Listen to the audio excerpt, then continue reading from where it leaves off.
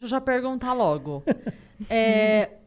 Porque você falou de fotos e vídeos que você tem de tudo, não tem da Coreia, né? Da Coreia do Norte. Você tem? Você conseguiu fazer fotos lá? Tem um monte. Como é que é? Porque tem muita informação, mito, verdade, curiosidades e tudo mais. E aí uma das coisas sobre o turismo é que você só consegue andar lá com um guia deles, autorizado pelo governo, etc, etc. Vamos já começar aí. Verdade, mito? Verdade. Como é que é? Verdade? Como é que quando você decidiu ir pra lá, como é que é? Tem uma autorização especial?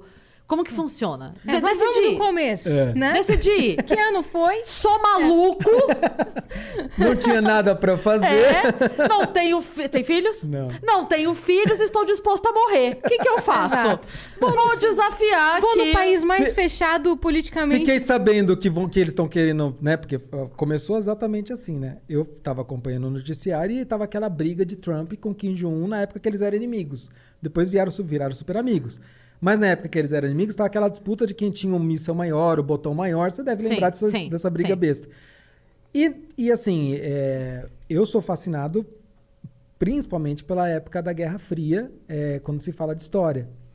E o último reduto que tem de um país de fato comunista no mundo é a Coreia do Norte. Você pega Cuba, que seria o segundo, já não é bem assim. Então já tem bastante tempo e já vem abrindo, desde que... até antes de Fidel Castro morrer, quando ele já estava meio, né, capengando e tal, já estavam abrindo comércio, recebe muito turista. Fidel Castro usava Adidas. Então assim, já não é comunista. Então, já não é comunista. Então, assim, Cuba já vinha mudando. Mas a Coreia do Norte, não. Ela preserva boa parte da sua estrutura como era, tipo, os anos 50, 60 da União Soviética. Então, assim, eles são muito ainda fechados. É o país mais fechado do mundo. Diplomaticamente. O país. E aí eu falei, bom, nesse cenário de briga, das duas, uma. Ou esse país eles vão entrar numa briga, vai ter guerra, que é o cenário menos provável, mas era uma possibilidade, dado aquele embate. O Trump também não batia bem da cabeça, a gente falou, não sabe o que pode dar. Ou eles vão começar a se abrir comercialmente no estilo de Cuba e eu vou perder a oportunidade de conhecer o último país comunista do mundo. Falei, então eu quero ir antes que dê merda. Racha, né? E aí eu fui conversar com a minha esposa para explicar para ela o que era, porque ela não se intera tanto dessa parte, ela só queria saber se era bonito. Ela chega em casa, tá o jantar colocado, velas, assim, ela... Um war na mesa. Ela assim, né? A roupa lavada, pendurada no varal, e ela assim, ó... Amor, passei pano na casa hoje. E ela assim, sei. O que você vai me pedir? Não, nada, amor, imagina. Bobagem. Vamos pra Coreia do Norte. Não, e o detalhe é que foi assim, um ano antes, um cara chamado Otto Warmbier, alguma coisa assim, um americano, ele tinha ficado num hotel lá na Coreia do Norte e ele tinha bebido, moleque, 21 anos, tinha bebido e falou, ficou curioso porque no elevador não tinha o 5º andar. Daí ele falou, eu quero ver o que tem no 5º andar. Ele foi lá, subiu as escadas, foi no 5º andar, só que era um andar reservado para funcionários. E ele estava bêbado, ele viu uma placa legal na parede, um cartaz, alguma coisa assim, e falou, vou pegar para mim. Estava totalmente virado. Tentou tirar aquele negócio, não conseguiu, aquele negócio caiu no chão, ele largou para lá e voltou pro quarto dele, continuou a viagem e tal. Na hora que ele estava indo para embora, ele foi de avião, eu fui de trem, porque eu queria ter uma experiência diferente, né? Chegou no aeroporto, na hora de ir embora, a polícia norte-coreana falou assim, a gente viu umas filmagens de você tentando roubar símbolos nacionais. Conclusão, ele foi preso, foi condenado a 15 anos de trabalho forçado no campo de concentração. Com um ano que ele estava lá, ele voltou para casa, foram devolveram ele em coma, mais 3 dias ele morreu. Aí eu falei para minha esposa, a gente tem que ficar nesse hotel. Leonardo! E a gente ficou, falei, eu quero ver se é verdade essa história. A única frase possível é, temos que passar longe desse hotel. É a única frase possível. Você termina essa história. O cara ficou preso, 1 ano, morreu. Morreu, lindo. A frase seguinte é, não vamos nem fodendo. É a frase que vem depois disso. Exato. Já tava no país errado. Daí eu falei, eu quero esse hotel. Daí a gente fechou e fomos nesse hotel. Entrei no elevador, falei, não tem mesmo 5º andar, é verdade. Não fui lá pra conferir, não cheguei nesse nível. Mas eu falei, daí eu conversei com os guias lá, eles me contaram a história. Lógico que a história para eles é totalmente manipulada, porque toda a informação para eles sempre chega mais manipulada. Sim. Mas eles confirmaram para mim, eles conheciam, sabiam da época, estavam lá na época, era a mesma agência, né? Foi quando, desculpa? Ele foi em 2017 e eu fui em 2018. Nossa, faz pouquíssimo tempo esse caso. E eu fui em 2018, foi um ano depois, era a notícia relativamente Como é que recente. entra na Coreia do Norte? Porque tem gente que pensa que é pela Coreia do Sul. Não. Você entra pela China. Então, o único país que tem acordo para você poder fazer turismo lá é a China. E aí o que acontece? A KITC, que é a agência estatal norte-coreana de turismo, eles fazem acordo com algumas agências chinesas, que essas agências podem vender o pacote para lá. E aí, eles oferecem isso para o mundo todo. Então, eu entrei em contato com uma agência chinesa, falei, queria ir, eles começaram a me orientar tudo que precisava fazer, as regras que tinha, tive que assinar alguns documentos com todas as regras lá, que eu ia cumprir as regras do que podia e que não podia fazer, das coisas mais interessantes, digamos assim. Dá uns exemplos. Por exemplo, você não pode levar nenhum símbolo religioso, isso eu soube. Bíblia, tal, não pode levar nada. Isso é bem sério. Você não pode levar nenhum livro, revista, nada que faça qualquer menção à Coreia do Norte, seja positiva ou negativa, não pode. Tem determinados tipos de lente que você não pode levar. O seu celular tem que ficar com o GPS desligado o tempo todo. Você não vai conseguir usar, óbvio, porque lá não tem sinal. Por que com o GPS desligado? Porque você não pode ter marcação de GPS nas fotos que você tira. Você não pode, por exemplo... isso tem gente que fala que eu estou inventando, mas eu já até mostrei print do documento que eu assinei. Se você pegar um jornal, por exemplo, que tem a foto lá do Kim Il-sung, do Kim Jong-il, do Kim Jong-un, você não pode dobrar o jornal em cima da foto dele, você não pode colocar uma garrafa em cima da foto. Tudo isso está nas regras. Você nunca pode andar sozinho, então todo lugar tem que estar com os guias. Os guias ficam no mesmo hotel. Então, você tem que pagar o hotel do guia, ou não? Não, você fecha um pacote com tudo. Com alimentação, os passeios, hotel, tudo. Chega lá, eu posso ir com a carteira vazia, não vou gastar com nada. Se eu quiser levar dinheiro, eu vou levar euro ou dólar, mas preferencialmente euro, para eu comprar souvenir. Entendeu? Se eu quiser souvenir. Agora, assim, comida, os passeios, eu já pago tudo antes. Eu já chego lá com tudo pago, inclusive o visto, tudo. E essa agência chinesa que cuida de tudo. Tudo que você vai fazer, eles têm que estar sabendo. Então, eles não te dão a possibilidade de você levar dinheiro pra comer numa outra coisa? Não, se eu quiser... por exemplo, se eu chegar lá e falar, eu quero ir numa pizzaria, eles vão falar, tá bom, a gente vai levar na pizzaria, eu não vou pagar nada. Já tá no pacote. Ah, é?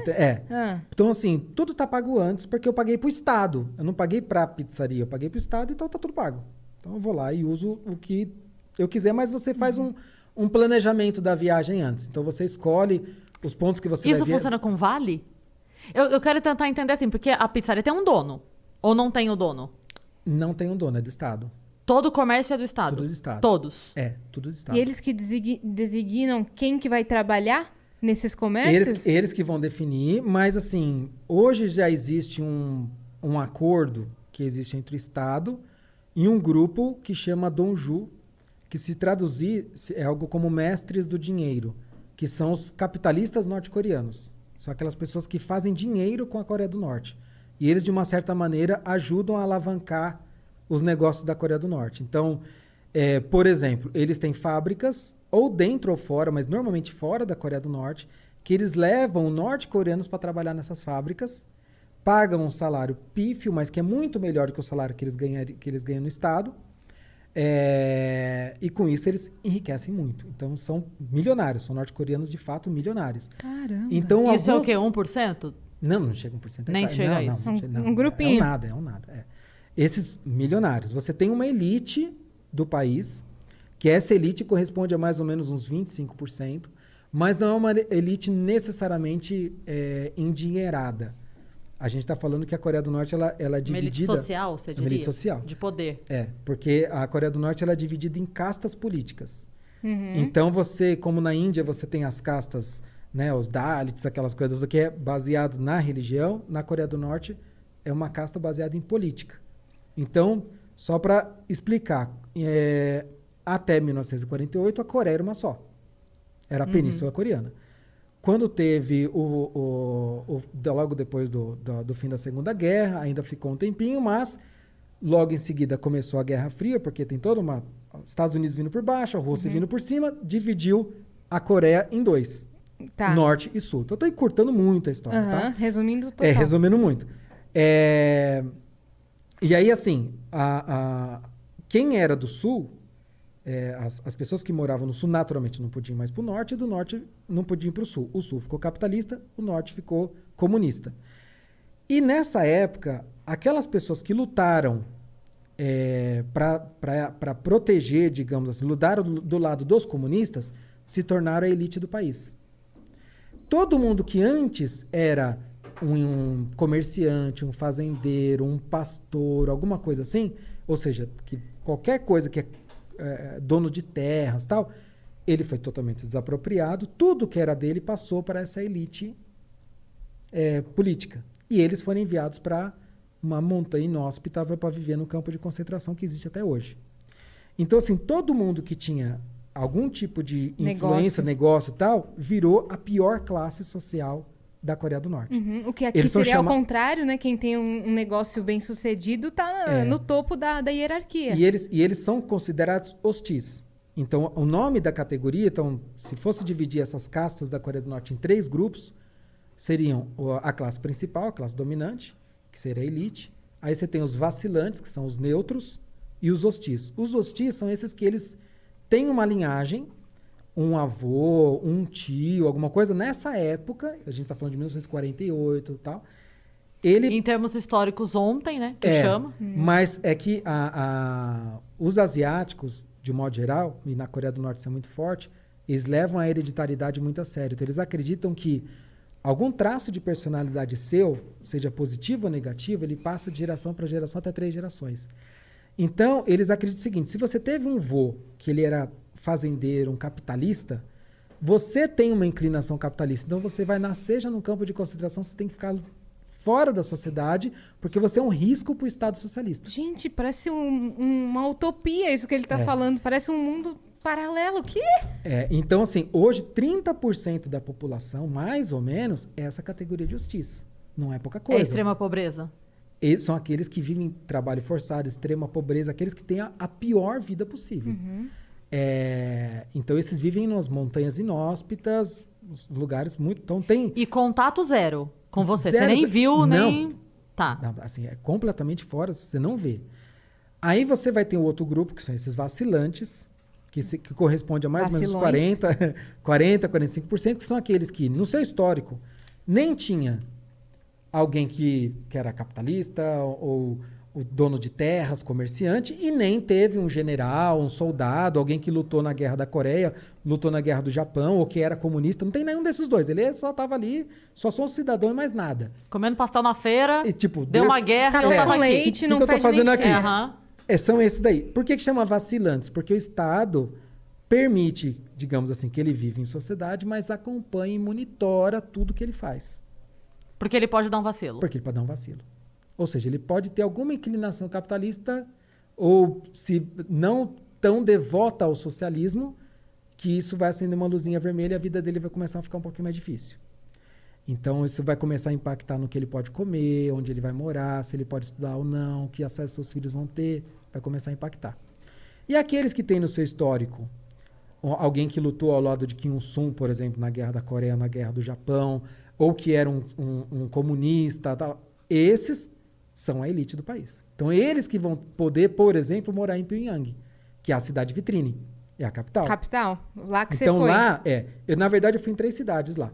Mas é óbvio que só vão me levar para os lugares que eles querem óbvio. me não mostrar. Vão te levar para o topo da montanha. Então, Pyongyang, por exemplo, 95% da população de Pyongyang é da elite. Então, assim, por quê? Porque é um privilégio morar lá. É onde você tem a melhor educação, a melhor saúde, o melhor acesso, melhor tudo. Parques, hotéis, tudo. Lá tem parque aquático, cinemas, tem restaurantes diversos. Então, assim, é o lugar dos privilegiados. 5 estrelas ali. Aí, se um norte-coreano, por exemplo... É engraçado você pensar que o privilégio do país comunista é todos os privilégios que o capitalismo pode oferecer para eles, né? Com a diferença, né, que é o que eu costumo dizer, que assim, Você num país, aqui no Brasil, por exemplo, né, isso foi uma lição que eu trouxe para mim.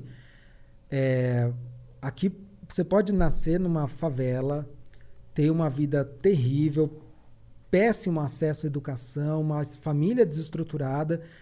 Você vai poder ascender socialmente? Vai ser muito difícil. É lógico que vai ser muito difícil, assim, porque você está nascendo numa disparidade enorme, Sim. né, com pouquíssimas oportunidades. Então vai ser muito difícil. Mas alguém te proíbe? Não. Não. É difícil, muito difícil, mas ninguém te proíbe. Ninguém vai falar, você nunca, jamais vai poder estudar em tal faculdade, ou vai poder escolher o seu emprego, ou vai poder comer carne, porque você teve um avô comunista. É diferente. Né? Então, assim, e isso foi uma das coisas que eu trouxe para mim, porque quando você sai de um país que ele tem tantas regras e que você vê uma população refém de um regime, você começa a dar valor àquilo que você tem. Você fala, o Brasil é uma bagunça, isso aqui é um pandemônio. Tem um monte de coisa errada acontecendo no governo, na Câmara, no STF, um monte de coisa errada. Mas calma, poderia ser muito pior, entendeu? Só para fazer um parênteses aqui, a gente já volta a falar da Coreia do Norte. Sabe a jornalista Cora Honey? Ela foi... sei. Quando veio o negócio do embargo dos Estados Unidos para Cuba, um pouquinho antes desse momento aí que você resolveu ir para a Coreia do Norte, ela foi para Cuba para fazer... Ela falou, eu quero fazer... Eu quero ir, assim, para conhecer. Então, ela não reservou nada, ela foi na loucura total, diário de jornalista mesmo. E aí, eu tenho ela no Facebook, eu tava acompanhando as publicações dela, que além de ela fazer os textos que ela ia publicar, ela postava meio que um diário. Era um diário dela. Para vocês terem ideia, ela não escrevia o diário lá. Ela fazia e levava para só publicar, porque o tempo de internet é extremamente caro. Então, ela vinha com o texto pronto, pagava 15 minutos de internet para ela falar com a família e publicar. E uma das coisas que ela falou é que tem duas moedas no país, né? Os cookies e... qual é o outro que esqueci agora? E ela falou assim, é muito engraçado pensar que a galera vem... mas eu já fui para Cuba. Sim, você foi, mas você foi como turista. Você foi com a moeda que você compra a melhor fruta. Você não... Porque... a galera de lá que mora lá, eles não têm acesso a esse outro dinheiro. É um outro dinheiro dentro do mesmo país. E você não pode comprar... Tipo, o mercado onde vende produto bom só aceita dinheiro tal e você não tem esse dinheiro. Sim. Você só tem o dinheiro que compra a xepa. Então, é muito louco você pensar assim, eu não posso optar. Eu tenho X dinheiros, eu não tô nem... Enfim, eu tenho 100 dinheiros. Eu tenho a possibilidade de comprar ovo pro mês inteiro, ou eu posso comer farinha o mês inteiro, mas eu quero um dia comer carne. Você não tem a opção. Porque você não pode, com o seu dinheiro, comprar a outra coisa, porque lá... Cara, isso é muito louco. É muito doido isso. É dentro do teu país.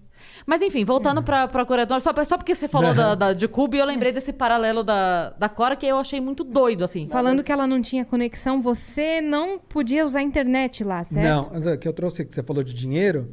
Ô, louco. Eu trouxe um álbum que eu tenho de dinheiro que eu trago das viagens. Nossa, cara. Ó. E aí, eu trouxe da Coreia do Norte. Que não pode. Que ele ia falar, eu trouxe dinheiro para você. Ei, você tá contando isso aqui, vamos cortar essa parte do podcast. Porque não pode. Na verdade, até quando eu consegui lá com a guia, aqui, ó. Esse daqui é o dinheiro que só o norte-coreano pode ter acesso. Você não podia ter. Eu não podia ter, e ela pediu assim pra eu esconder. Ela falou assim, não comenta pra ninguém, então eu não estou contando pra ninguém. Só tem a gente aqui, fica tranquilo. E não conta pra ninguém, porque não pode, esse tipo de dinheiro não pode sair daqui. Então, porque você não pode ter acesso, então eu trouxe bem escondidinho.